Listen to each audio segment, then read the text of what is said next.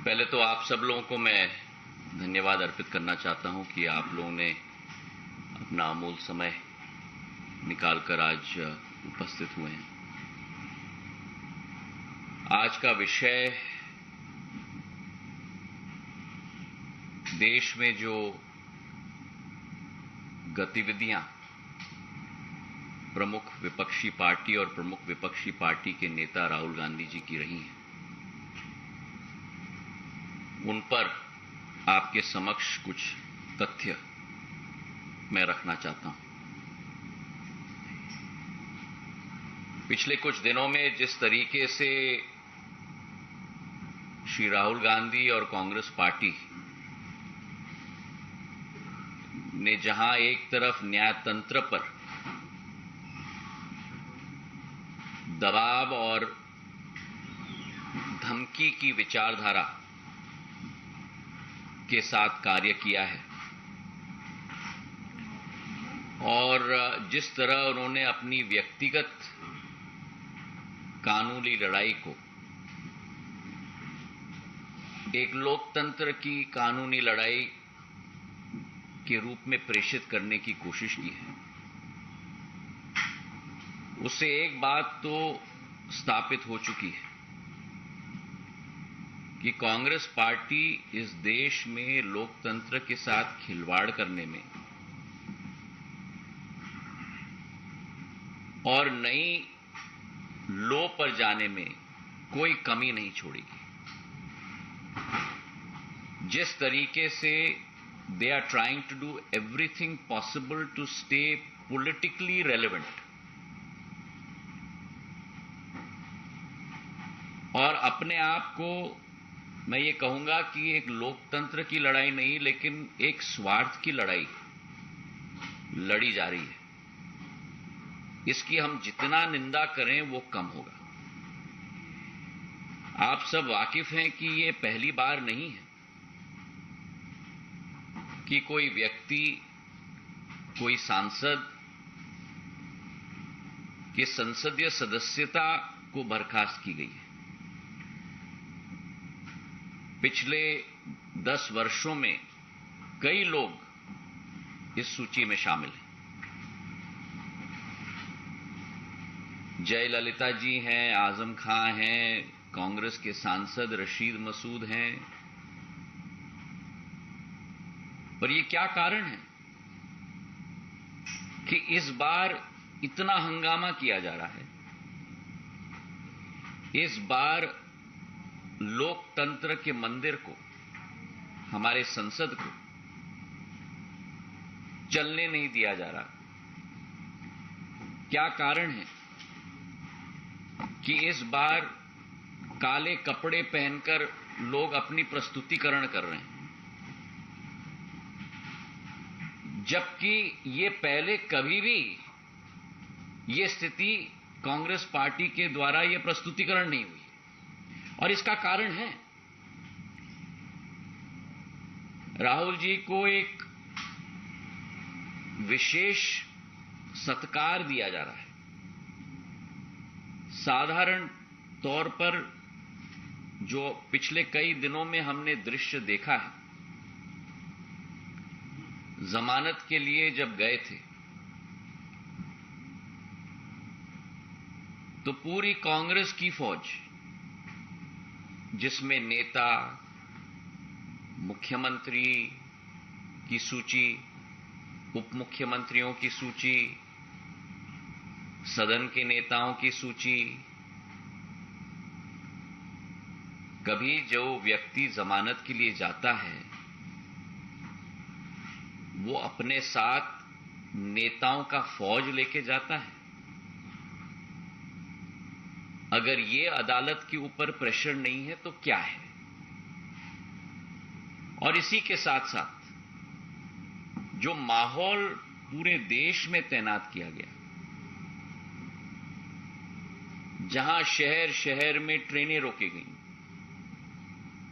आम जन की आवागमन में रोड़े अटकाए गए। मैं पूछना चाहता हूं कांग्रेस पार्टी से कि क्या यह गांधीवाद का सिद्धांत है? इस प्रश्न का उत्तर दें। और ये व्यक्ति विशेष के लिए क्यों सब किया जा रहा है? और इसलिए जो पूर्व में भी स्थिति उत्पन्न हुई, 2013 तक पीपल रिप्रेजेंटेशन एक्ट में सेक्शन 8/4 1951 का मानहानि के मामले में किसी व्यक्ति के ऊपर कन्विक्शन अगर किया जाता था तो 3 महीने की मोहलत दी जाती थी कि वो व्यक्ति अपील में जा पाए। लेकिन 2013 का सुप्रीम कोर्ट का जो आदेश रहा lily Thomas versus union of India के केस में, कि कोई भी व्यक्ति जिसके विरुद्ध सुप्रीम कोर्ट का एक कन्विक्शन का आदेश हो, तत्काल उस व्यक्ति की संसद की सदस्यता बर्खास्त की जाए। इस वर्डिक्ट के बाद जब कांग्रेस पार्टी की ही शासन केंद्र में थी और तत्कालीन न्याय मंत्री कपिल सिब्बल जी ने प्रधानमंत्री जी के उस तत्कालीन प्रधानमंत्री जी मनमोहन सिंह जी के आदेश के आधार पर अध्यादेश निकाला था, उसी अध्यादेश की जब प्रस्तुतिकरण की जा रही थी तब उसी समय राहुल गांधी जी ने कहा था कि इस अध्यादेश को फाड़ के कचरे के टोकरी में फेंक देना चाहिए। तो फिर आज मैं पूछना चाहता हूं, ये हिपोक्रेसी क्यों है? इसका जवाब कांग्रेस पार्टी को देना होगा। और इसी के साथ जो अत्यंत आश्चर्यजनक वाक्य रहा राहुल गांधी जी के द्वारा कि मैं गांधी हूं और गांधी कभी माफी नहीं मांगते, और इसी के साथ साथ जो कांग्रेस की विचारधारा और कांग्रेस की नीति सदैव रही है कि जहां पार्टी के वरिष्ठ नेता, संसद के उपनेता ने संसद में कहा कि गांधी परिवार के लिए न्यायालय में अलग नियम होने चाहिए, ये इस बात का प्रमाण है कि कांग्रेस पार्टी के लिए कुछ लोग फर्स्ट क्लास सिटीजन्स हैं और आप और हम सारे के सारे थर्ड क्लास सिटीजन्स हैं। जो अत्यंत दुखद विषय है कि देश के पार्टी के विपक्ष के पार्टी के नेता एक समुदाय के विरुद्ध ऐसे टिप्पणी करें कि पूर्ण समुदाय चोर है, उस समुदाय को अपमानित करें, हमारे पिछड़े वर्ग को कलंकित करें और उसके बाद ऐसे वक्तव्य दिए जाएं। मैं मानता हूं कि जिस कांग्रेस पार्टी ने पिछड़े वर्ग को कलंकित और अपमानित करने का काम किया है, जिस कांग्रेस पार्टी ने हमारे सैनिकों की वीरता पर प्रमाण मांगा है, जिस कांग्रेस पार्टी ने यह वक्तव्य दिया है कि हमारे सीमावर्ती इलाके पर चीन के द्वारा हमारे सैनिकों की पिटाई हुई है, ऐसी कांग्रेस पार्टी की कोई विचारधारा नहीं बची है।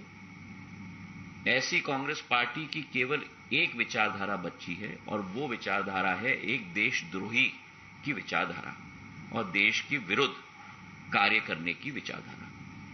बहुत बहुत धन्यवाद। Sir, from thanks now. So we have seen that how the Congress party is raising this issue, and you have also stated that how they're wearing black clothes and they're protesting, and the parliament is not allowed to function, sir. Now today, being the second last day of the session, how do you see this? Today's session going? Because again and again we see as soon as the Rajya Sabha and Lok Sabha convenes, the protest is done by the opposition parties and Congress, and the House is not allowed to function, sir. देखिए, प्रजातंत्र के मंदिर में अगर विचार विमर्श, मंथन और चर्चा न होने देना, ये कांग्रेस पार्टी की गांधीवाद और लोकतंत्र के सिद्धांत हैं, तो ये आज पूरे देश की जनता के समक्ष स्पष्ट हो चुकी है। और दोबारा मैं कह रहा हूं कि ये लोकतंत्र की लड़ाई नहीं है, ये व्यक्ति विशेष की लड़ाई, और देश इस विचारधारा को अच्छी तरह से पहचान चुका है, जिसके आधार पर देश की जनता ने जवाब भी कांग्रेस पार्टी को एक बार नहीं लेकिन बार बार दे दिया है। Sir, Piyush from India TV, मेरा सवाल ये है कि राहुल गांधी अब ये कह रहे हैं कि मैंने एक समुदाय को नहीं गाली दी या उनके खिलाफ कुछ नहीं बोला, देखिए, 3 लोगों के खिलाफ बोला। मैं कुछ नहीं कहना चाहता। उनका वाक्य स्पष्ट है, जो उन्होंने कहा आपके टीवी चैनल्स पे भी चला है, पूरी देश की जनता ने देखा है, और जो अदालत में उनके वकीलों के द्वारा स्टेटमेंट भी पेश की गई है, अगर आप उस स्टेटमेंट को पढ़ेंगे तो आपको भी आश्चर्य होगा। उस स्टेटमेंट में लिखा गया है कि जो देश के बड़े नेता होते हैं उनके द्वारा कभी कभी भाषणों में जो मन में आए कहा जाता है, पर उनकी स्टैंडिंग होती है, तो स्टैंडिंग के आधार पर कंटेंट को नहीं देखा जाना चाहिए, लेकिन टोन और टेनर को देखा जाना चाहिए। तो आप बताइए मुझे कि इस देश में एक हमारे पिछड़े वर्ग के विरुद्ध अगर कोई वाक्य या कोई उपदेश दिया जाए तो क्या उसे सहन करना चाहिए? और क्या अगर गलती की गई है तो माफी मांगना इतनी बड़ी बात हो गई? माफी मांगने से व्यक्ति छोटा नहीं होता, पर कई लोग और कई दलों की यही विचारधारा है कि वे इस देश के ऊपर हैं, और जनता ने उनको अच्छी तरह से जवाब दे दिया है। बहुत बहुत धन्यवाद। Thank you.